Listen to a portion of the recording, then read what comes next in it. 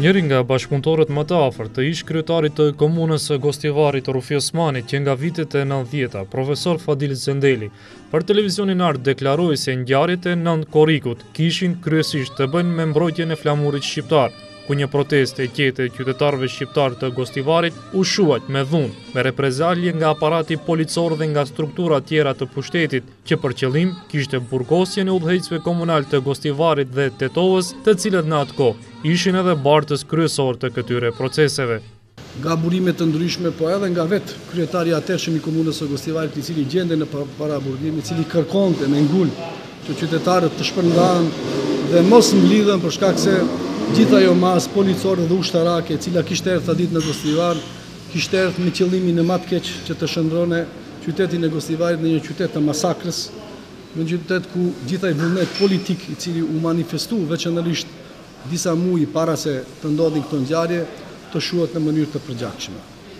Edhe diku në orët e pasdites edhe e kemi edhe aksionin policor dhe i cili përfundoi, domethënë, siç opinioni i gjerë më publik është i njoftuar me tre të vrarë, me qindra të plagosur, nga të cilët ato të plagosurit dhe të lëndumit, domethënë, nga forcat e shumta policore, ka të tillë që pastaj më vonë, domethënë, edhe kanë ndruar jetë. Në Tetovë në vitin 1997, komuna udhëhiqej nga profesor Alajdin Demiri, i cili, njëjtë si kryetari i komunës së Gostivarit Rufi Osmani, u arrestuan nga pushteti atëhershëm. Demiri thotë se për të është krenari, për arsye se ka qenë aktor, gjithsesi ka qenë në ekipin që filloi një proces ku politika ishte e kuptimit, frydhënëse dhe konkrete. Në atë kohë fillon të realizohen idetë politike dhe pushteti, tash në atë kohë ishte LSDM-ja, po më banë edhe vëmërëja të një të në punë e banë. Ato e banë këtë si rezik. Reziku ishte se Macedonia do të federalizohet. Ato e banë si rezik se Macedonia do t'jetë shteti barabartë edhe i shqiptarëve.